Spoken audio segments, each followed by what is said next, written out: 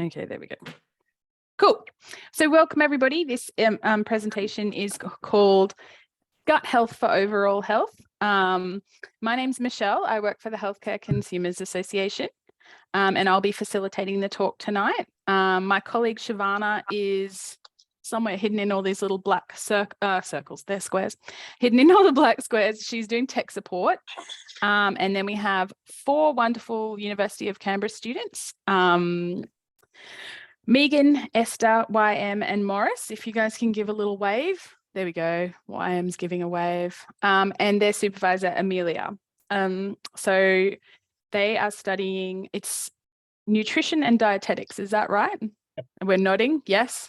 They're master's students. So senior students at the University of Canberra in nutrition and dietetics. I'm going to start by acknowledging country. We'd like to acknowledge the traditional owners and custodians of the land on which we meet. We respect their continuing culture and the contribution they make to the life of this city and region. We pay our respects to their elders past and present, and we'd like to acknowledge any other Aboriginal and Torres Strait Islander people who may be attending our webinar tonight. So I'm just going to run through a few quick little Zoom housekeeping type things, and then we're going to crack into all the really interesting stuff about gut health for overall health. So obviously, as I said, I'm facilitating and we're moderating. So if everyone can stay on mute, that sort of cuts out the background noise, any dogs barking or anything in the background, so that we can all sort of hear what's going on in the presentation. You can have your video on and off, depending on your preference. So we're not phased either way. If you'd like to ask a question, there is a question raising hand in Zoom, or you can use your real hand, or probably the easiest, because this is such a big group, is to type it in the chat. So hopefully everybody's found the chat, but if they haven't, along the bottom of your Zoom, where all the little sort of video and mute and buttons are, there'll be a little button called chat. So here is the chat, should flash up. So this is a chat for everyone in the Zoom, and you can type any of your questions in there for everyone to see, or you can directly message me or Shavana if you're having a problem and you can't see or hear or something like that. You can make your screen appear differently by having gallery view or speaker view. So if you want everyone to appear like in little boxes, it's called gallery, or if you want the person who's speaking to be really big, it's called speaker view. But when we share the screen, largely all you'll see is the presentation and a few little faces on the side. Most importantly, there's no such thing as a silly question. So we'll be breaking in 4 sections for people to ask questions. So each of the students is going to do a section and then open up for questions. And as we go through, they've organised some fun little questions and quizzes. So if anything pops up on your screen asking like a quiz question, you can click on the answer, or in some of them, we're going to ask you to post in the chat what you think the answer is. Or if there's a button at the bottom you can see called reactions, we're going to ask you to react with either the green tick for yes or the red cross for no in one of the questions as well.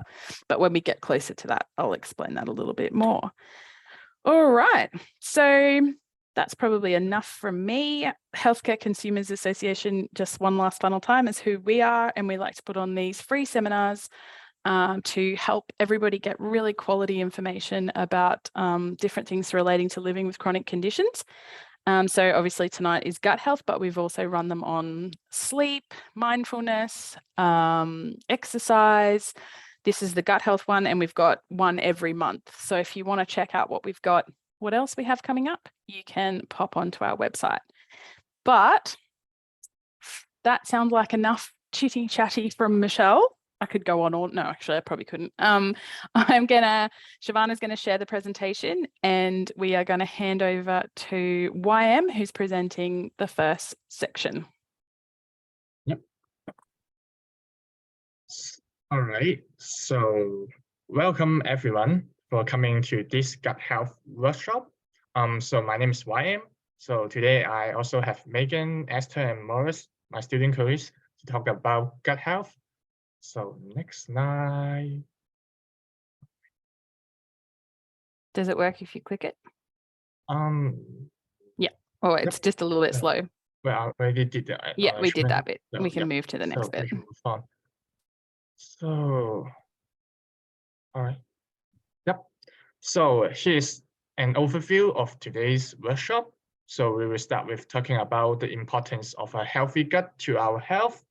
And then we will talk about the relationship between the gut health and other health conditions. And at the end of the day, we'll provide you some tips for maintaining a healthy gut. And if you have any questions, please feel free to ask at the end of the sessions. So, all right. So let's have some warm-up activity. And what exactly do dietitians do? Is there anyone have any ideas? So post your ideas in the chat and we'll have a little read out of what does everybody think dietitians do. So we'll wait and see if anyone's brave enough to put their answer in Feel free first. to share your own ideas. I'm going to put one. We can, yeah, or you can jump in and say what you think dietitians do. All right. To me, dietitians can provide one-on-one. Oh, someone just pops up. Hey, there we go. Just had to wait a few seconds. Eating. All right. That's good. Help with food, support with healthy eating, provide advice on healthy eating. Yeah, it's all right. So more than providing advice, actually dietitians can provide one-on-one consultation. So to collect your information about your health and your diet. And after cooperating all the data, so we can develop some strategies or interventions so that you can meet your dietary requirement. And it's really important for people with some specific dietary requirement or dietary restriction to see a dietitian. And also dietitians can provide some public health promotion or education. And this can be done in several ways. It can be like webinar right now, just like right now, and some cooking class or some workshop. Yep. So next slide. All right. Let's talk about healthy gut. So actually our gut system consists of different organs, and when you're catering, some food in your mouth will be broken down in some smaller pieces, and they will transport to the stomach via esophagus. And in the stomach, the food pieces will be mixed with digestive juice, and then they will move to the small intestine for absorptions. So most of the nutrients will be absorbed in the small intestine, like carbohydrates from your rice or pasta, protein from your meat or fish, fats from oils, vitamins and minerals from food as well.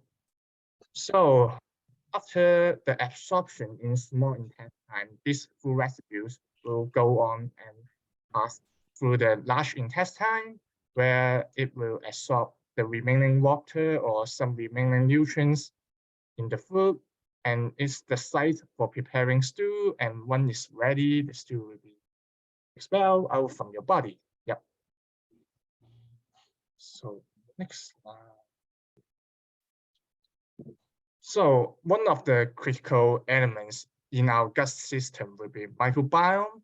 And in fact, there are more than billions of microbiome in our body. And most of the microbiome are in our large intestine. But please don't freak out. Microbiome are not invaders, and they're just beneficial colonizers in our body. And why is it important? Because it helps digest some carbohydrates like fiber, right? And also they can help digest fatty acid. By digesting all these food, they can release some nutrients so that your body can use it up for other function. And microbiome can also help synthesis of vitamins like vitamin B12, vitamin, riboflavin, which is used for energy production, and as well as vitamin K, which is used for blood coagulations. So there are some factors can impact the types and amount in the of the microbiome in our large intestine. These factors include genes, age, diet, and medications. And so usually in a healthy person, good and bad microbiome can coexist without problems. Mm-hmm. So the importance of maintaining a healthy gut have several reasons. And the first one is for the general health and well-being, because the gut is the main site for digestion and absorption of nutrients, and these nutrients can be further used by our own body for different body functions. And it's also the site for communications with the brain to maintain balance in our body. So for example, when you are full, the gut can send signal to your brain to tell you, stop eating, so that you can just stop eating. And I wish mine reduce worked your like food that. intake. Yeah. Yeah, I wish it said stop eating, stop eating. So the second reason why you should maintain a healthy gut is that it is a barrier of immune system. So what it means that the gut can actually detect and destroy any organism that cause disease. For example, the gastric juice in our stomach can actually kill bacteria. Mm-hmm. And the third reason is that it can reduce the risk of health conditions such as overweight, cardiovascular disease, and diabetes. Because research is showing us that there are some links between healthy guts and some chronic disease. So, chat-in time. Is there anyone have any questions so far? You can feel free to type it in the chat room as well.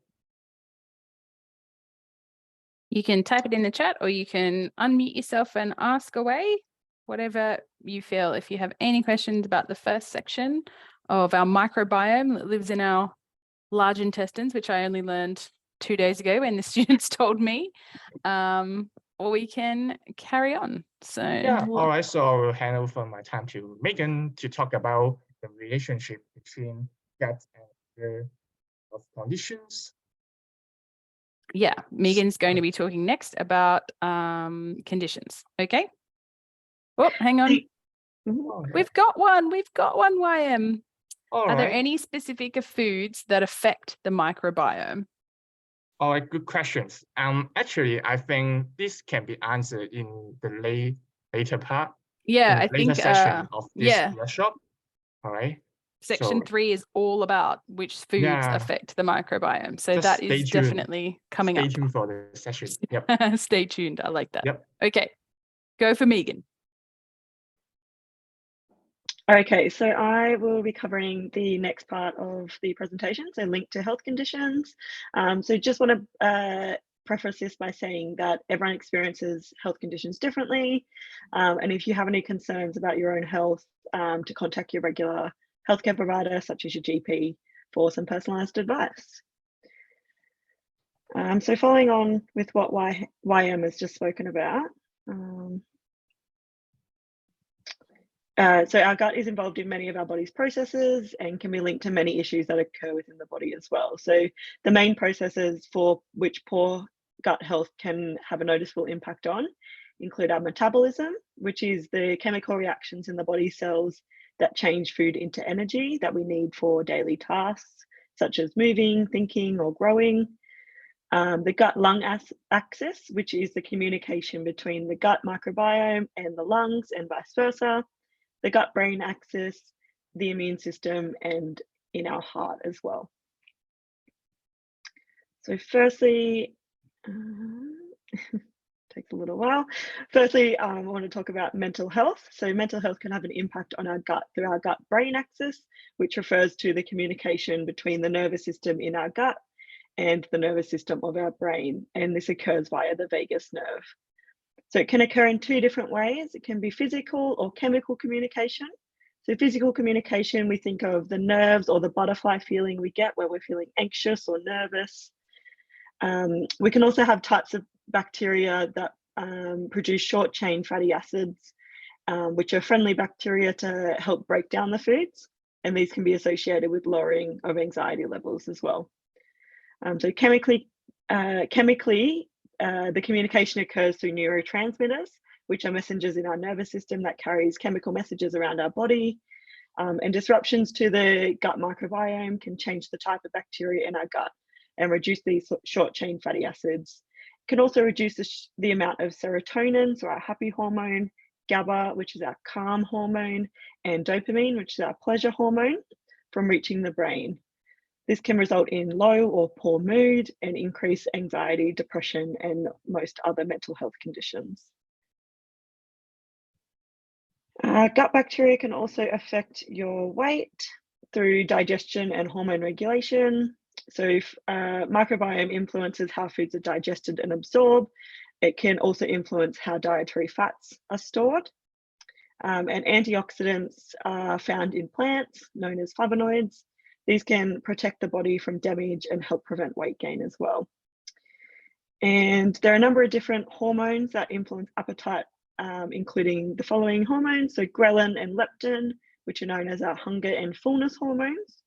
So some studies have shown that different bacteria in the gut can affect how much of these hormones are actually produced and whether or not you're feeling hungry or full as a result. Dopamine, which I said before is a pleasure hormone, is actually produced in the gut. So discretionary foods such as chocolate trigger the release of dopamine, activating the reward center of our brains.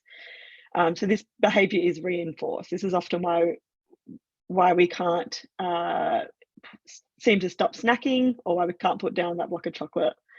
I know that feeling a little too well. So finally, estrogen is a weight-related hormone that can impact both men and women. So if the gut microbiome becomes disrupted, it can start producing and circulating too much or too little estrogen, which can then disrupt our metabolism and change where body fat is stored. So if we're having too much estrogen produced, we're more likely to have fat deposits around the arms, thighs, buttocks, and breasts. While if we're having too little estrogen produced, we're getting more fat deposits around the abdomen and stomach area, which can increase the risk of other diseases linked to obesity, such as type 2 diabetes and heart disease as well. So moving on to immunity. So as we all know, immunity is very important for our overall health and well-being, particularly in the winter months when cold and flu infections are high, and whilst COVID is still circulating throughout the community as well. So as you may not know, approximately 70% of the immune system is located in the gut and works with the gut bacteria to create the first line of defense against harmful bacteria, viruses, parasites, and fungi from entering and living in the gut. So gut bacteria talk to these immune cells and are trained to identify any dangerous invaders, such as viruses, and are also told not to attack own body cells and tissues. If the health and diversity of our gut bacteria declines or is out of balance, this can also have an impact on our immunity. And we want our immune system to be ready to spring into action and be ready to go when viruses enter our body, but we don't want it to turn on other things such as new foods that we're trying. If our gut bacteria is off balance, then so is our immune system, which can result in our immune system not working as it should, and may see a worsening or developing of chronic inflammatory diseases such as asthma, endometriosis, and diabetes, or even an autoimmune condition, which is where your immune system attacks things that it shouldn't. So as we age, the diversity of our gut bacteria naturally declines, which can impact our immunity and results in a decreased ability to fight off viruses like we used to when we were younger, which makes it even more important that we look after the health of our gut as we age. And last but not least, as I previously mentioned, 70% of the immune system is in the gut, and types of bacteria in the gut can influence other areas of the body, including pain and inflammation that we feel in our joints. So a recent study has found that some types of bacteria release toxins into the gut, which can cause inflammation and then cause the immune system to start attacking its own cells and cartilage, such as in joints such as the knee. So researchers believe that the inflammation caused by toxins may speed up the disease that causes joint pain, such as osteoarthritis, regardless of other external factors such as obesity or increased pressure through the joints. A faulty immune system is also responsible for other inflammatory conditions such as rheumatoid arthritis and gout. And once again, this reiterates the importance of having a healthy gut microbiome to keep your body, mind, and immune system healthy and all of your joints pain-free. So, has anyone got any questions? Check-in time again, pop them in the chat or turn your microphone on if you've got any questions about what I've just spoken about. I find it really interesting how much effect that it has on hormones. Like I wouldn't have really picked, like I know that eating things can make you feel happy and stuff, but you sort of don't really think about all those little processes where the eating and then that affects your gut microbiome, which then changes the levels of your hormone, which then signals your brain to think and feel different things. And like, you know, I just find that absolutely mind-blowing that there's so many processes in there that just all link in together with what you eat. Yeah, look, someone else feels the same way. I didn't realize your gut essentially affects most areas of the body. And I think the other thing that's quite interesting is that we often get people who are looking at trying to manage weight or lose weight and are cutting out a lot of their carbohydrates. And that is, you know, we'll talk a little bit about foods that affect the microbiome, but there's risks involved with that in terms of reducing our fiber and through that process. And we know that the microbiome is related to weight. So yeah. So there's some interesting connections. Someone's just popped in a question about regular cleansing. Like, is that something that you guys get asked a lot? Like, or how do I cleanse my gut? Like, does using castor oil or something help with cleansing or changing your microbiome in any way? Anybody? Any of the students? I'm going to handball this one to Emilia. What do you think? Fair. That's fair. That's a hard one. Our gut doesn't really need cleansing. I mean, unless you're going for a colonoscopy, and then it needs to be nice and clear. That's got to be squeaky clean then. Yeah. So, yeah, I'm not. It's not something that needs cleansing, so to speak. But certainly, I think it's about having that healthy microbiome and eating the things that sort of feed that or help that to happen, which I'm sure we'll get to. So we've got a few other comments that I'll just read out. Someone said to me that all illnesses start from the gut. I guess that's kind of an interesting perspective on it. Like I'm sure there's like a bit of interaction there. I don't know if you can say all, but what do you guys think about that? All illnesses start from the gut. Yeah, as I just spoken about, 70% of your immune system is in the gut. So a lot of that low immunity or viruses and whatnot does come from the gut as well. So yeah, I wouldn't say all, but most illnesses can start in the gut. Oh, so in terms of talking about the cleansing, there's some different beliefs in Ayurvedic eating and removing toxins and cleansing. So that's what that was in reference to before. So that's really an interesting, different cultures have different perspectives on eating and cleansing and what's good for your gut. Someone says you become what you eat holds very true, or you are what you eat, which is a very a tried and trusted comment that comes up a lot. And last question before we move on, is the joint pain only seen in adults due to differences in bone health? I'm not quite sure. Is the joint pain only seen in adults? So I think we're talking about joint pain there at the end being affected by your microbiome. So I suppose the question is, can that happen in children as well? Or is that mostly when you have joint health that's sort of attributable to differences in your gut microbiome? Is that mostly an adult condition? Yeah, it's mostly exacerbated or like worsening by poor gut health or poor microbiome. So it's definitely like if you have an existing condition, it kind of gets exacerbated. Is that what you're saying? Yeah. It gets worse if you have poor gut health. Okay, I think that's some really great questions there in the chat. And what we might do now is move on to, who are we up to? Esther, I think. Yes.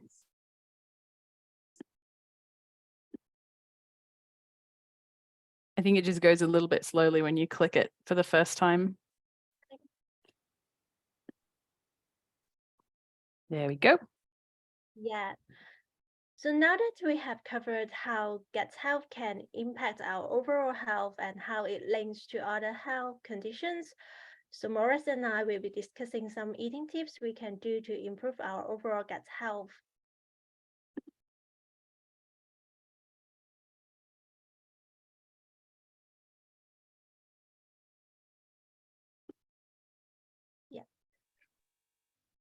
So how do we get the right balance of bacteria and other microbes in our gut for good gut health? So gut health isn't only determined by what we eat and what we drink, although we will talk about this in a moment.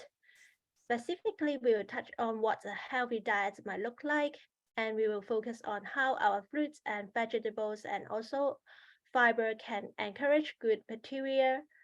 Also, other lifestyle and environmental factors such as physical activity, pre and probiotics, hydration, and stress can also affect our gut health. So firstly, I will talk about how diets can affect our gut health.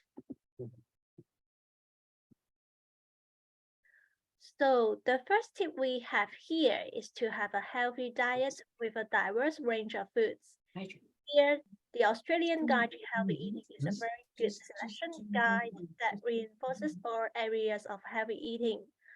It visually represents the proportion of the 5 main food groups recommended for consumption each day.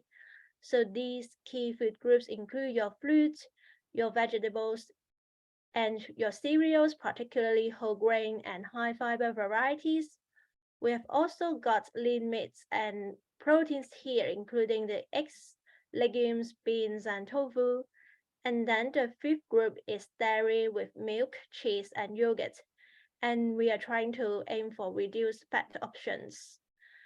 And since there are hundreds of different species of bacteria in your gut, and they all require different nutrients for growth, so generally speaking, a diverse microbiome is considered a healthy one since there are more species of bacteria to gain the multiple benefits from. But unfortunately, as some of you may be aware, the traditional Western diet is not very diverse. So we might just open up a poll now, and I would love to hear your opinions or thoughts on how many Australians aged 18 years and over you think met the recommendations for both fruits and vegetable intake. So we've got a few percentages up there. Again, the question is what percentage of the Australian adult population met both their fruits, so the 2 serves, and the vegetable intake, the 5 serves in 2020 to 2021. So how many of us eat enough fruits and vegetables? So yeah, it's 2 serves of fruit and 5 serves of vegetables per day, isn't it? That's right, isn't it? What percentage of people do we think reach that goal? We'll give you another couple of, I don't know how long it counts down for, but I can do the countdown music. Looks like it's slowing down. Okay, here it goes. The correct answer. Go, Esther. Tell us all. Yeah, so the correct answer is the first option is actually only 6%. So it's only 6% of people. So only 6% of the population met both the fruits and the vegetable recommendations. And in addition to the statistics, there was 45% of the Australian population who just met the fruits recommendation. So the 2 serves of fruits each day.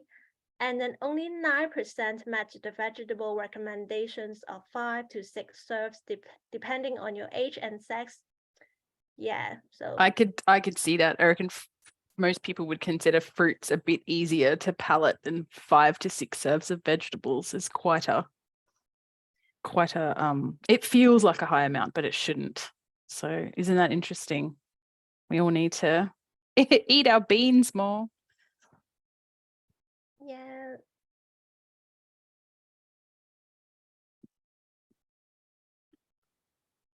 Yeah.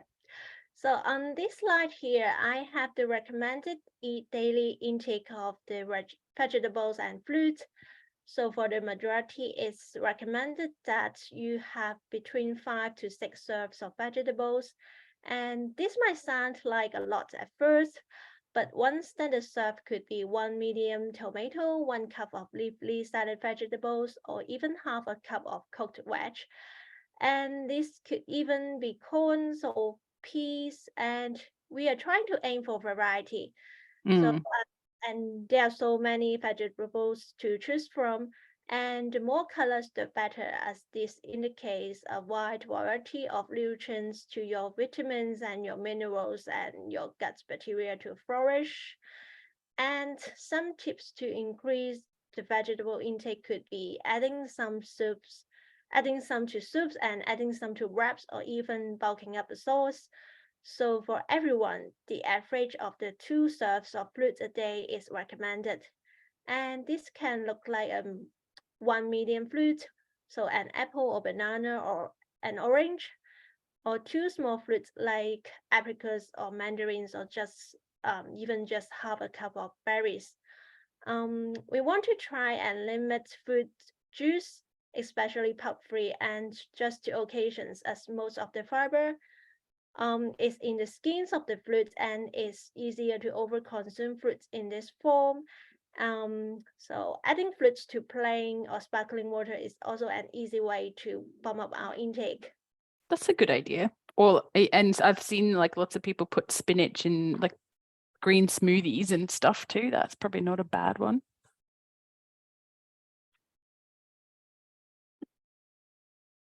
All right. So our third tip is to try and increase your fiber intake. Fiber is the part of foods that isn't digested, and it can help you feel fuller for longer. Fiber is mainly found in the plant foods, especially whole grains and high fiber cereals. So think of your Stana blend or blend plus fiber with baked or even oats. Also your fruits and vegetables, and these can be fresh or frozen.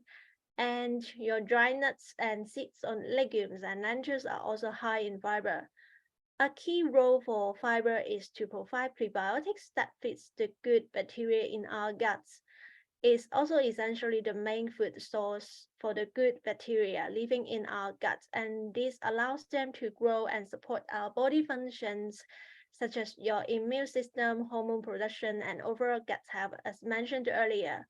A lack of fiber in your diet can also limit the amounts of nutrients your gut bacteria get, and therefore they can't perform these benefits mentioned earlier. So the current adequate intake recommendations are shown on the screen here, with male adults aiming to get about 30 grams of fiber each day, and for female adults, this is 25 grams. And the suggested dietary target is a bit higher, being 28 grams per day for women and 38 grams for men. And this target is to reduce the risk of chronic diseases.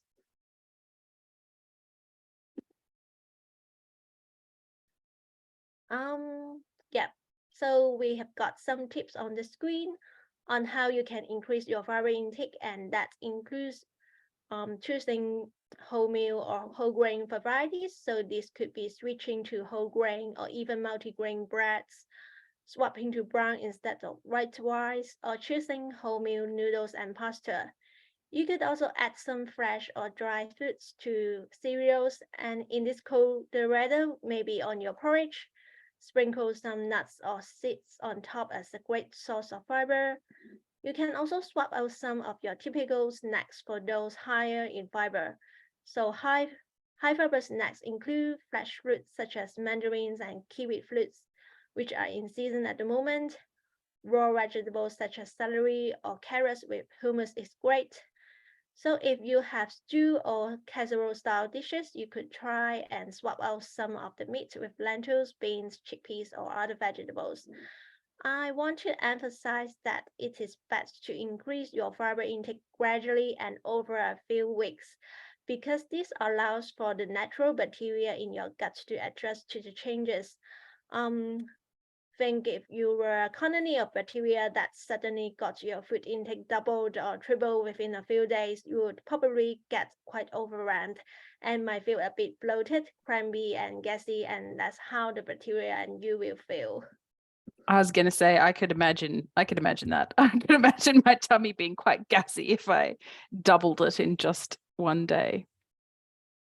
Yeah, so on this slide here, I have done a little comparison between some typical pantry staples on the right with the higher fiber counterparts on the left. So as we can see on the top here, Weetabix had 8 times the amount of fiber compared to a couple of rice bubbles. Whole grain bread has double the amount as your white bread.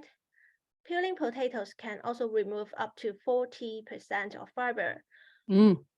Are just some of our suggestions on increasing fiber intake by swapping current foods in a diet. So looking at this slide, I would love for you all to write down on your device that you're joining from. Try to write down one potential swap you think you could do to increase your fiber intake.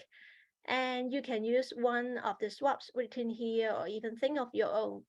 And yeah, this could range from swapping your plain muesli bar for one with fruits and nuts. And I would also like to invite one of you or more to share one of your swap you've come up with.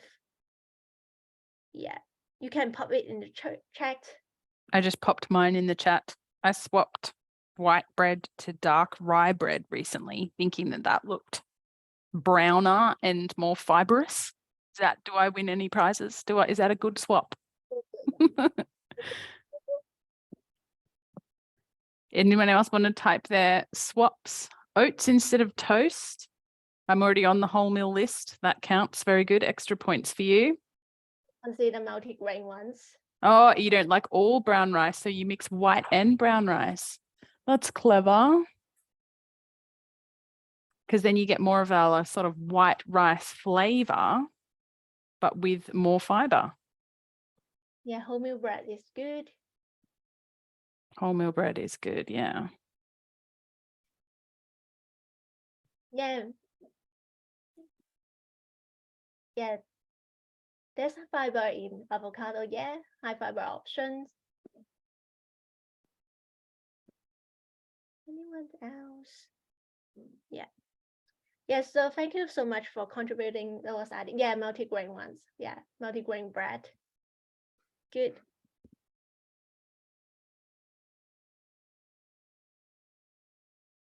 Yeah. We've got dates. It's also a really good one.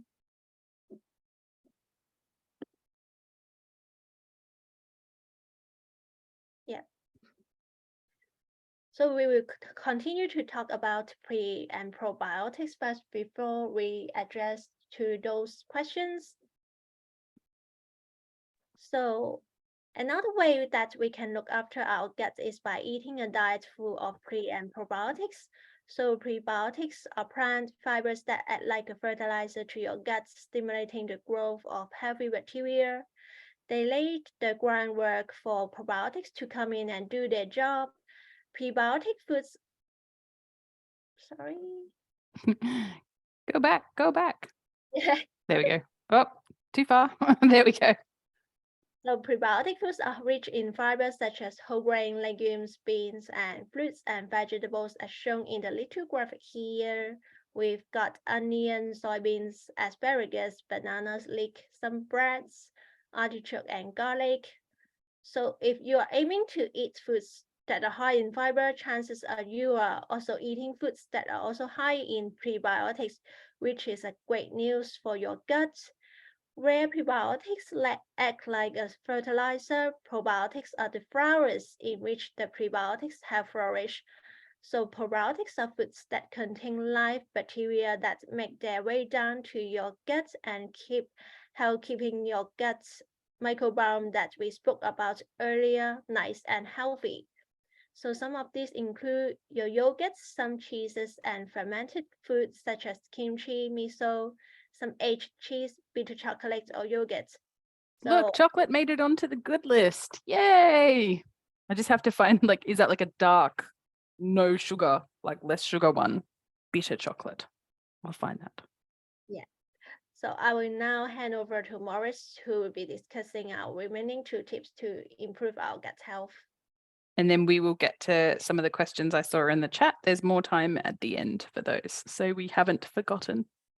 We will come back. Is your remote working, Morris? I don't know. I don't know if it's Can you try clicking and see? There we okay. go. Yeah, there we go. So we Perfect. are on the other point about hydration. Like you need to drink plenty of water throughout the day and with meals. This will help break down and digest foods.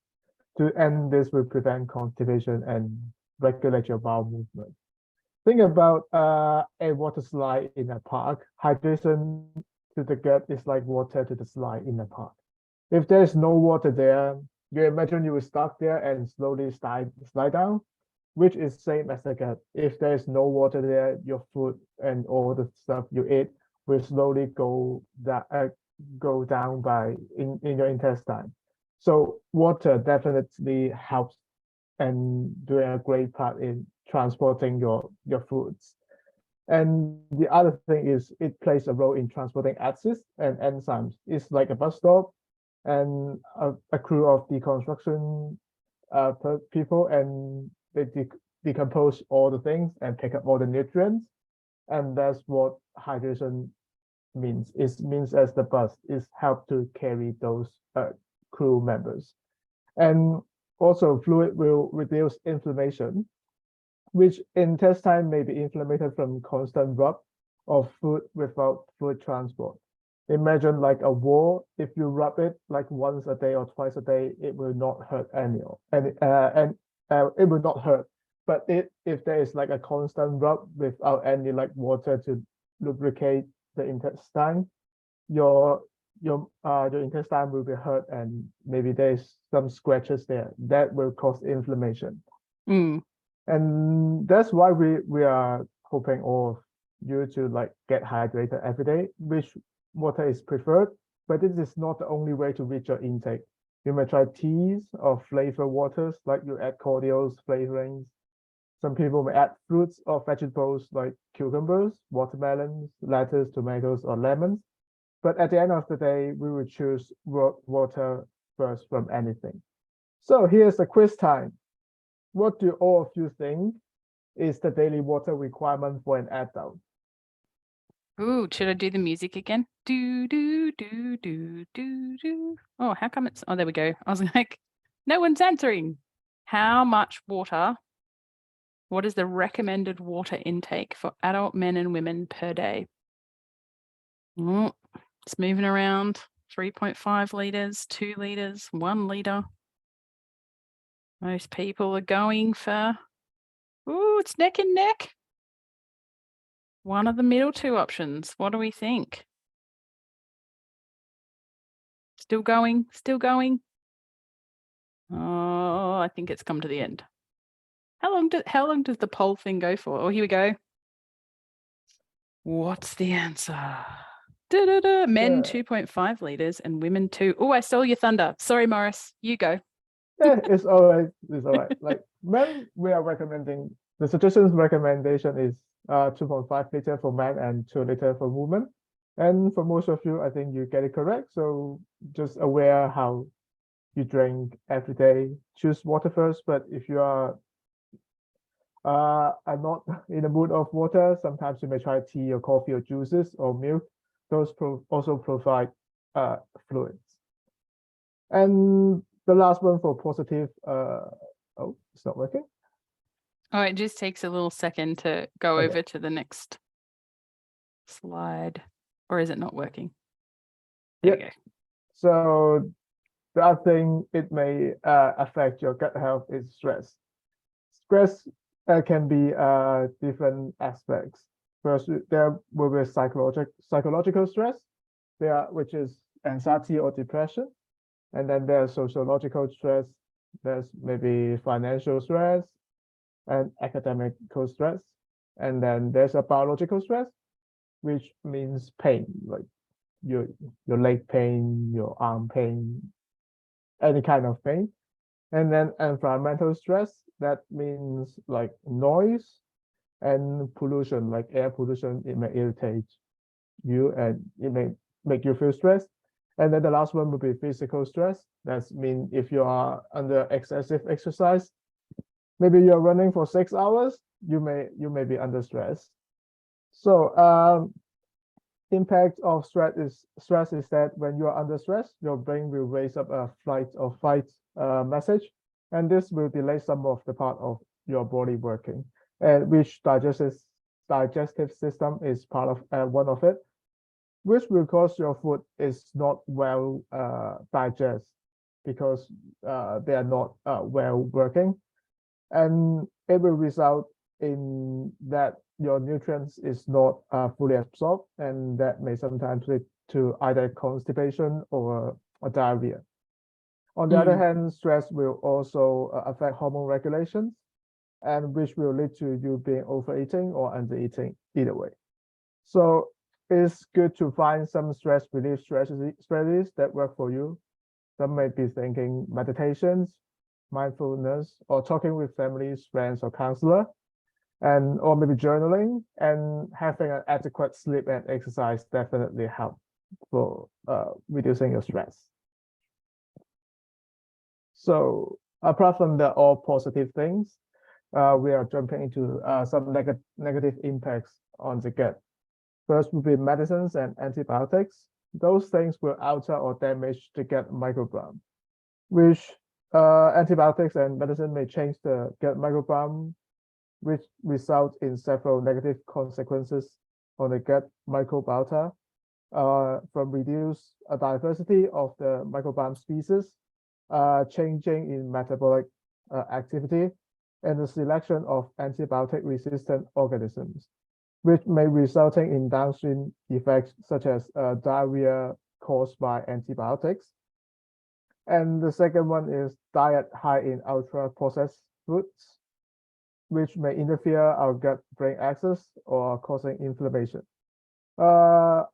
Ultra-processed food mean that there are many ingredients used to make those food, including food additives that may improve the taste, make it taste better or store longer, and then processed raw materials like processed fat or modified starches.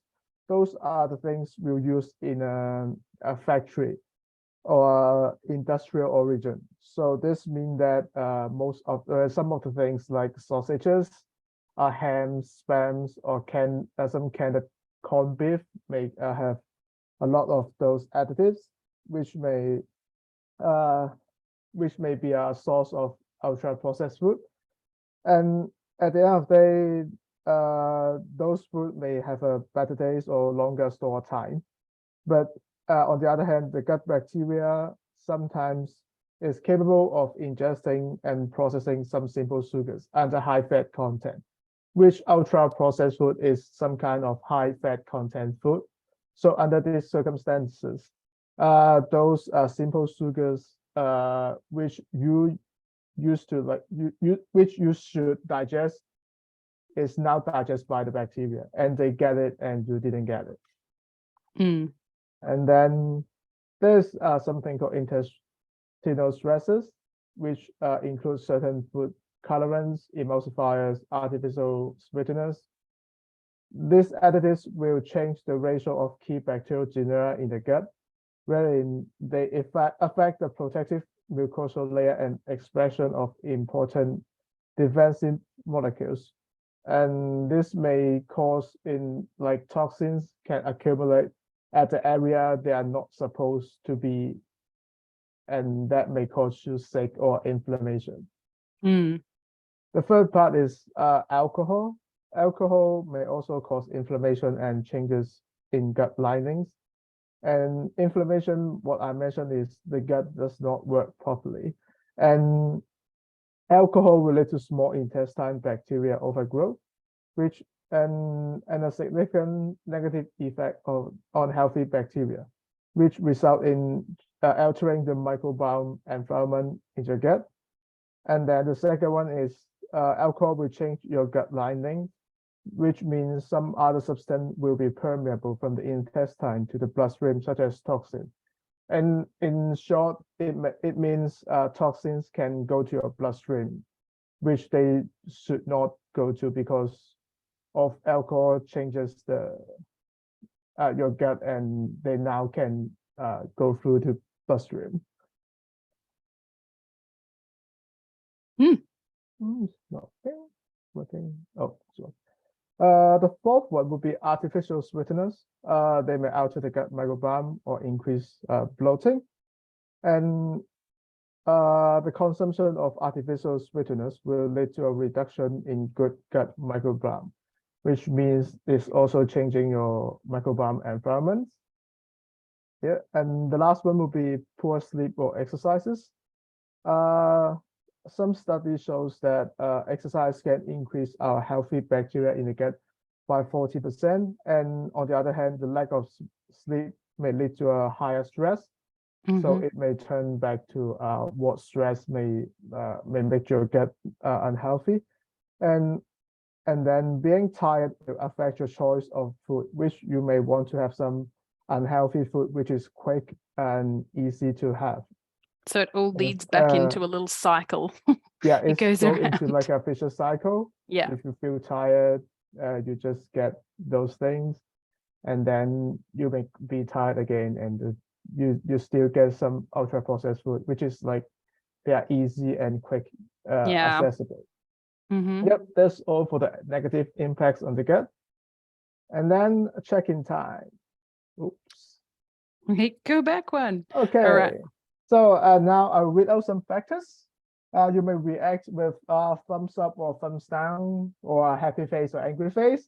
So if everyone can see, will means like it is a positive impact, and thumbs down or angry face or cry face would be a negative impact. So the first one would be increased fiber intake. We got a little cheat sheet there because we already saw what side it came up. Yeah. But if everyone can see down the bottom of their Zoom, there's some people, we might have a button called reactions. So there's different faces in there, or there's like a green tick or a red cross. That might be the easiest ones. Yeah. So the first one was increased fiber intake. So do we think that's going to have a positive impact or a negative impact on the gut? So I'm going to make myself, that's my vote. We can see down the line, people are thumbs upping and greening. Okay. Everyone getting the right answer. Everyone's getting the right answer. Yeah. Yay. So fiber intake is a positive impact. now we've got to try and make it come back up. If you click, does it come? Yeah, okay. There we go. And then the second one I'm saying is eating diverse food from the 5 food groups. Ooh, so what do we think? I'm going to leave mine. Eating diverse foods from the 5 food groups. Is that good or bad? Oh, I see some goods and tips. Yeah, some goods are popping up. Yep, we've got goods and thumbs ups. Yeah. Thumbs ups and ticks. Go for gold. Yep, eating diverse foods from the 5 food groups, definitely a positive impact. Okay, the next one will be stress. What do you stress? Ooh. Yeah, high stress. What do you think? They are good or bad? Bow. Oh, there are some crossovers. Oh, yay, they're all changing. Well, someone thinks stress is good. Well, sometimes a little bit of stress can help get you over the line for something, but not sure in the gut microbiome. Oh, there goes. The little cry face came up. Oh, no, no stress. Yep, okay. Everyone is getting right on that. High stress is definitely a negative impact. And the other one is artificial sweeteners. Ooh, artificial sweeteners. Sweeteners. I'm going to leave mine. I'm going to ask a question about those at the end, though. Okay. Okay, I see some crosses. Bow. Angry faces. Yep, good. Okay, yeah, that's a negative one. And the fifth one would be eating food with pre and probiotics. Eating foods with pre and probiotics. So the bitter chocolate, which I've now Yeah, taken away from this talk, I can have bitter chocolates. Boop. I'm changing to green. many people having a take, happy face. Happy face, happy face. Yeah. Yeah. So having food with pre and probiotics is definitely a positive one. It's coming up. So the other one is poor sleep and lack of exercise. Poor sleep What do you and guys lack of think? exercise. It's like positive one? No, Ooh, I'm yeah, gonna many find crosses. I'm gonna find a Yeah, some little thumbs red down, some face. crosses. Urgh. Yeah. So poor sleep and lack of exercises are one of the negative impacts. The seventh one, we are aiming at alcohol. Do you think alcohol makes you get Is healthy? alcohol good or bad? It's a big question. What do we think? Alcohol, good or bad? Many crosses? I'm gonna Yeah. put bad. Everybody gets it. Like alcohol is a negative one. They may make you get unhealthy. And the next one would be medicine and antibiotics. What do you guys Medicine think? and antibiotics. I'm gonna say not good for your gut, maybe, but thumbs up for beating infections and saving us from things that Yeah, are. that's true. Yeah, I'm helping putting us. mixed answer, Yeah. but no. In terms of your gut, is it positive or negative? What do we Yeah. reckon? Oh, Yeah. if you're having the right one. Oops. Oh, one more click. cheat sheet. Yeah. Oh, the other one is eating a variety of fruits and vegetables. Woo! Yay! Eating fruits and vegetables, which we learnt less than 5 to 10% of people over 18 have the correct amount of per day. So there's another takeaway from this many talk. ticks and thumbs up. Yeah, it's true. So fruits and vegetables are recommended to they are good to your gut health. The 10th one would be stay hydrated. Drink enough water. Staying hydrated. I'm gonna find a happy face. This is my Thumbs face when up, I'm hydrated. Look at me. Yeah, Happy. everyone getting it all right. So staying hydrated is one of the positive impacts. Okay, we're going on to the last one. Is having a diet high in ultra processed food a good one or a bad one? Ultra processed foods. What do we think? Good or bad? Oh, I see some changes. This face. Yeah. Oh, yeah. Look, me and Kath have the same face. Oh, no, I was going to go for that one. I picked a different one. Bow. Thumbs down. Yep. Everyone doing very well. So that high in ultra processed food is one of the negative impacts. So here are all the impacts, positive and negatives, and I hope all of you aware on these impacts and try to stay on the positive one. And so what can your guts be look like? So gut issue are different from person to person, and everyone experience them differently. And the symptoms of gut can be look like as constipation, diarrhea, nausea, stomach pain, cramping, bloating, reflux, or indigestion. So like I said, we can all experience this from time to time. However, if you feel you experience this often and they can be causing you discomfort, often within your lifestyle. It could be helpful to head to your doctor as a starting place to be checked out of any kind of gut issue that could be going on. If there are any gut issue at play, a dietitian can also help identify what kind of factors could be involved with these symptoms and identify what foods that could be triggering and help manage the symptoms. So tune into your gut when you have experienced these symptoms. It could be helpful to write down the symptoms and along with what you ate. What is the mood? Are you feeling stressed or feeling calm? If you are having any kinds of new medication, or it's a lot of takeaway in that period, or has artificial sweetness in your coffee every day.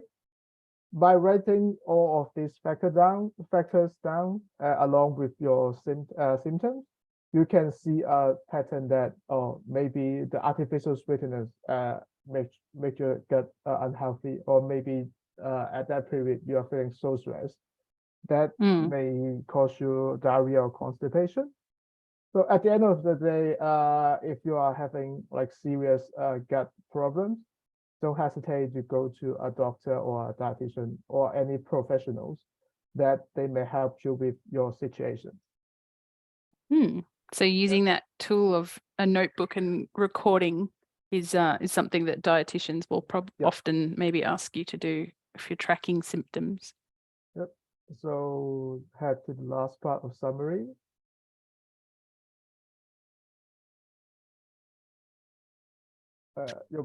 Yeah. So to summarize, our gut can be a complex thing, but by eating a healthy, varied diet full of those foods high in fiber, like our fruits and vegetables, high in those pre and probiotics, by keeping our bodies hydrated and keeping them moving with exercise, reducing our stress and intake of ultra-processed foods, alcohol and artificial sweeteners, we can keep the microbiome in our guts healthy and can prevent diseases. Lots to take in there.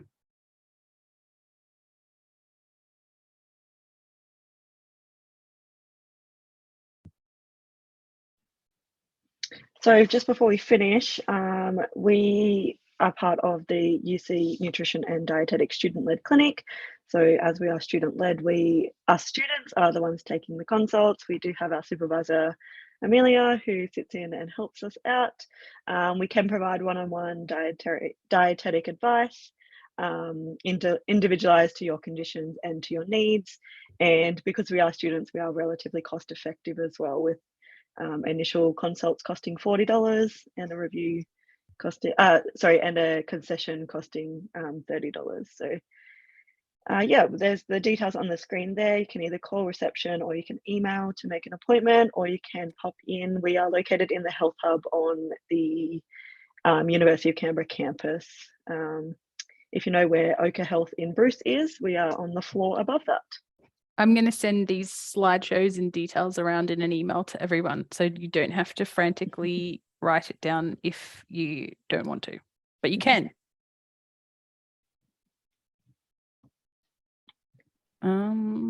So question and answer time. Go back one or two. There we go. Too many questions and answers. So I will go back to the chat because I've seen a few popping in. I think a couple of times I saw, can anyone talk about what leaky gut is? I've heard that term, I've seen it in magazine articles, and so there's a few questions around what causes a leaky gut, or what is a leaky gut, or yeah, does anyone have an idea on that they would like to share? Yeah, so leaky gut, essentially in our gut we have a lining between the intestines and the blood, as well, the blood barrier. So to absorb nutrients, we need a little bit of, I guess, little holes in the gut to absorb those nutrients into the blood. What happens with leaky gut is those holes get bigger allowing partially digested foods and some toxins and bugs to get into the gut. More easily. Yeah. It can trigger inflammation, or it can change the gut microbiota, which then can cause problems in the digestive tract as well. It is still under review as to what the actual cause of leaky gut is, but they do know that there is emerging evidence of diets low in fiber, high in sugar, high in saturated fats, and heavy alcohol use and extreme stress as well also seem to disrupt the balance of a gut and can cause leaky gut. Yeah, right. I see. I've heard that. I get it. So the whole. Yep. Sorry, I was you go. just going to say, I would just add to that. Absolutely spot on. But I was just going to add also that it is normal for our guts to be a little bit leaky or permeable at different times, depending on medications we're taking or foods we're eating, all those things. And that can happen without any health consequences as well.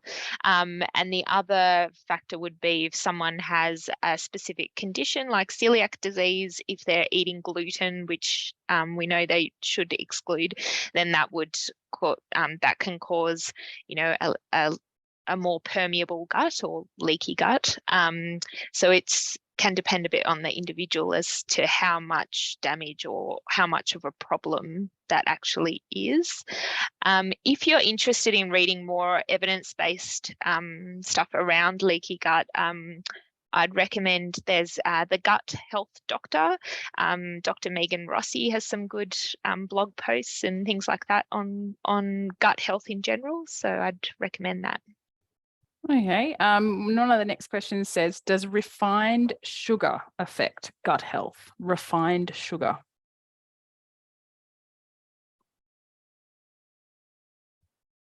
Anybody? Is sugar on the good or bad list? Morris, you were doing the good or bad list. Is refined sugar good for your gut or not? Or does it affect gut health? Refined sugar. So refined sugar is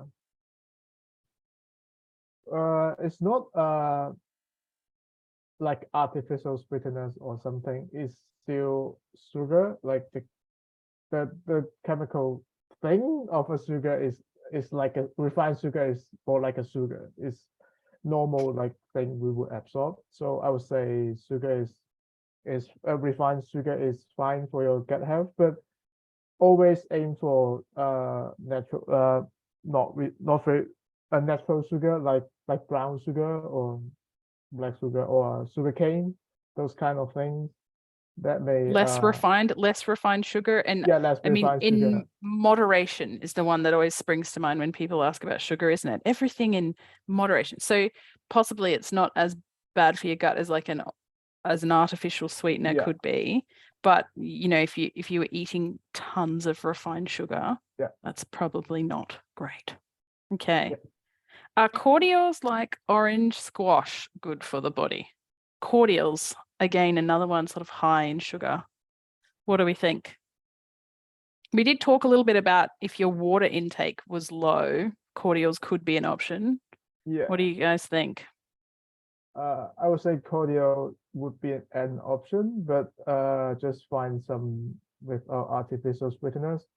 But we always aim for water first, and then I would say some fresh fruits like lemons and cucumbers or even orange. Any kinds of fruit that may give water a bit of taste that may help you. And I would say cordial is the last option when I'm hoping for fluid, because we can still choose like tea or coffees or juices or even milk or milk substitutes like soy milk or almond milk or even oat milk. Those kind of things are better choice than adding cordial in water. And adding cordial in the sense that it's not like 1:1 or 1:2, it's like more water. You wouldn't go the equal ratio. Maybe just a dash of cordial to give them a little bit of taste instead of just plain water. There's no taste. Some people is like feeling boring or not water because there are no taste there. I can sympathize with that. Water can get a little bit boring. So like a dash of cordial, but probably not equal portion cordial and water. Okay, there's some more interesting questions on water in here. Is there sort of any difference to your gut in terms of if you were to choose spring water or purified water or tap water? Like, does where the water comes from? I don't know why I had difficulty saying that. Does that affect our gut? Like, is there things in the tap water? Unless your water like origin is not clean. So if it's not purified, it's like filtered, or some may have ultralight, some get rid of the bacteria or things. Those are just same as normal water, like the water you can buy in, or maybe Yeah. you boil some water. Those are the same. But if the water origin is not clean, then Yeah, if it has there may be pathogens some in it. bacteria, Yeah. and bacteria may hurt your like intestine, because the microbiome there may be conflicts between them. They change the microbiome environment there. So I just, think they might also be wondering about some water in Australia has chlorine in it and some is fluoridated. I wonder if the question's related to if things like chlorine or fluoride affect the gut health, the bacteria in your microbiome. That's a bit of a tricky one. I've gone technical. I'm sorry, Morris. I put that one on you.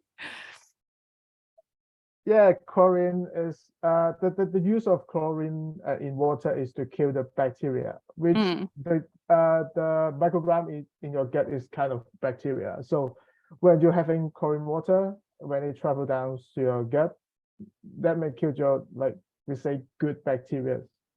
So the chlorine could have a bit of an impact if you had really chlorinated water. Chlorine is a kind of thing to kill bacteria, no matter they are good or bad. But the bacteria inside your gut, we count them as good thing, which they help us digest. So when chlorine water goes down, they may kill any bacteria, which they kill both good or bad. So I think the chlorine concentration in tap water is probably pretty low. So although it may affect the bacteria a little, I wouldn't think that it would be like drinking swimming pool water. But yeah, I guess there's probably a bit of a difference between whether you're drinking like spring water or tap water with chlorine in it. So that's an interesting. Yeah, I'd say what you're saying there, Michelle, is spot on, is that the amounts of chlorine that we've got in our tap water, I mean, the benefits of staying hydrated and drinking water sort of outweigh the tiny amounts of chlorine, and which also kills the bacteria, which means you won't get other bugs. So tap water, I mean, tap water good. I think we're pretty lucky in Australia, especially in Canberra, with our tap water. Yeah, actually, that's a good point. Is it okay to drink water during meals, after meals, or before meals? Is there a school of thought on drinking and eating at the same time and how that might affect your gut?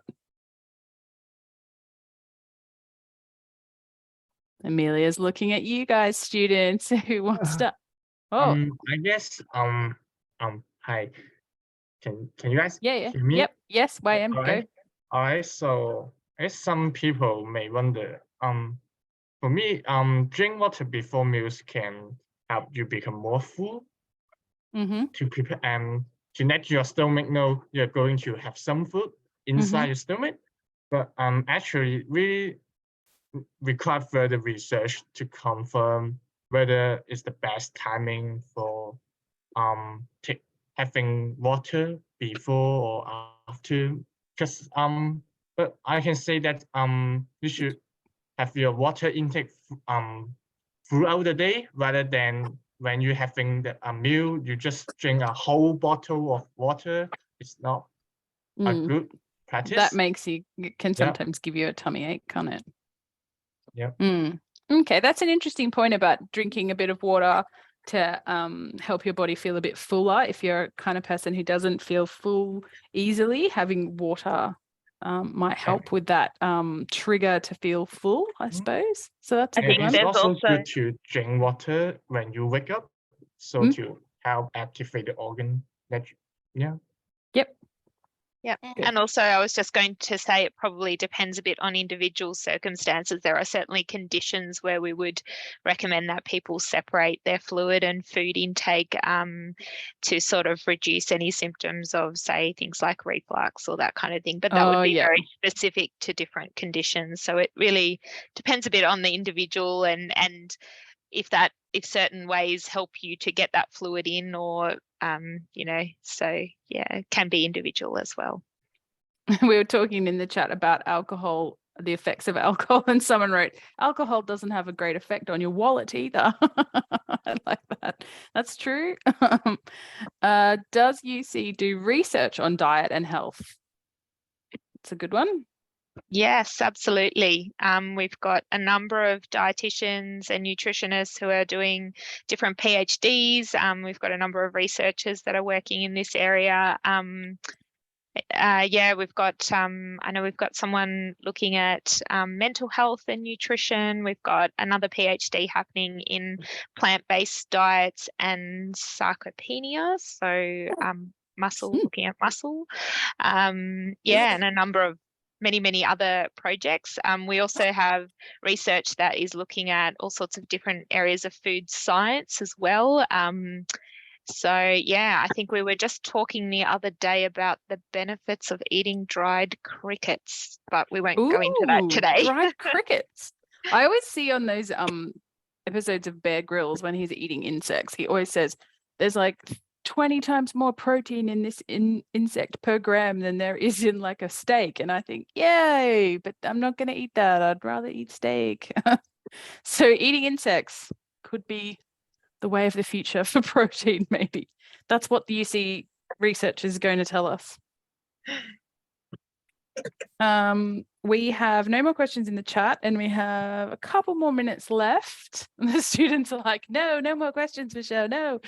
But if anyone has any other questions about gut health, microbiomes, here's a big one. That sounds sodium bicarbonate. What does sodium bicarbonate do if you drink it in water? There we go. I've condensed that bigger question into a smaller question. Does having like an alkaline drink help your guts in any way? What are our thoughts on alkaline bicarb soda?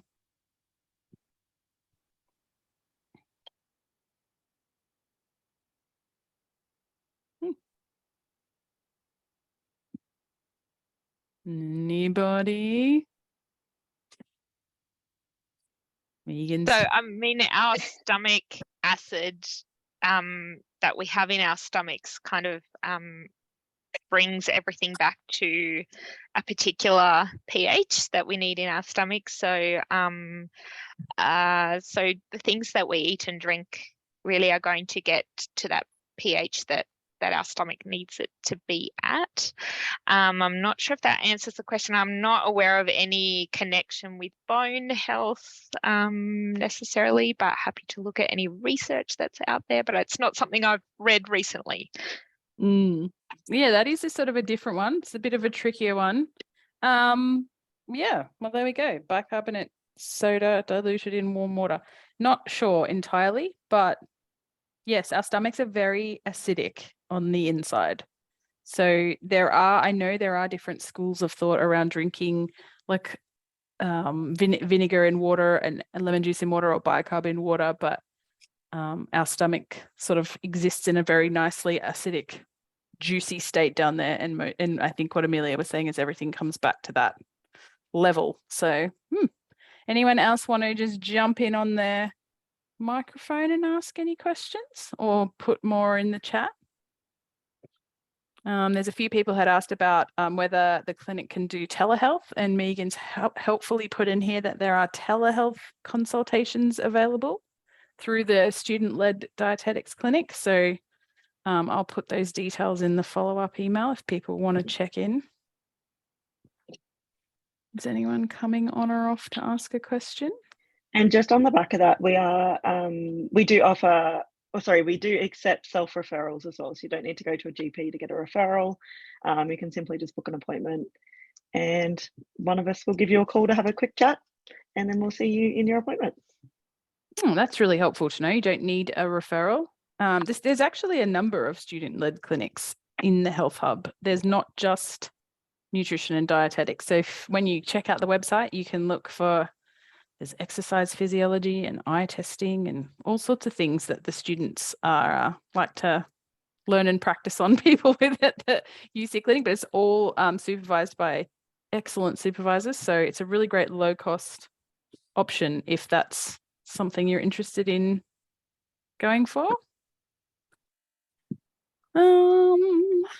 Anybody else?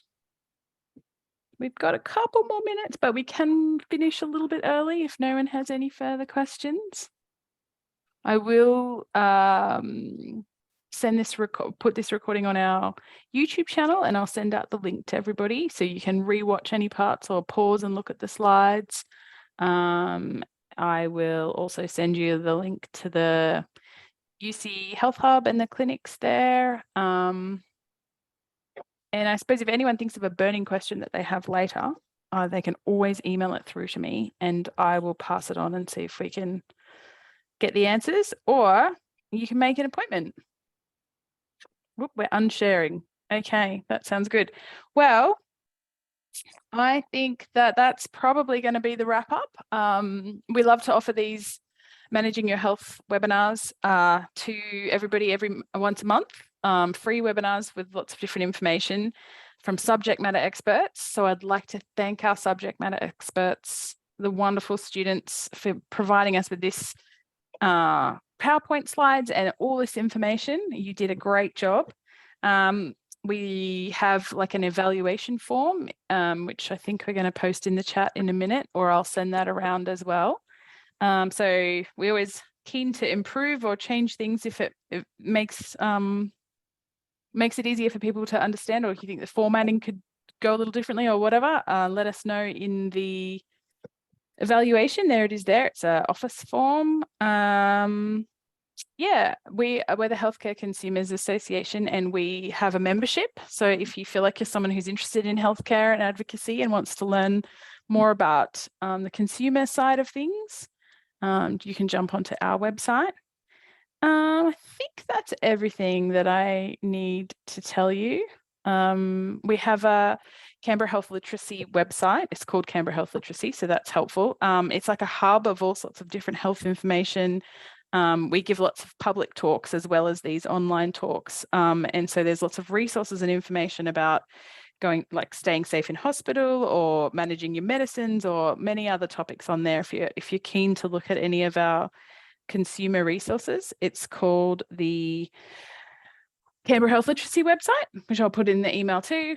And yeah, the next one of these seminars coming up in, where are we now? August, coming up in September, is on mindfulness and reducing stress with chronic conditions. So if anyone's interested in popping along to that one, there's the link there to our different events. Okie dokie. I think that's everything. Well, I think just that you guys did a great job. And I want to say a big thank you to Esther, Megan, Morris, YM, and Emilia for her supervising and question answering. And yeah, we might call it there and say goodbye to everyone. Some people are popping into the chat to say thank you. Bye, guys. Bye, students. All right.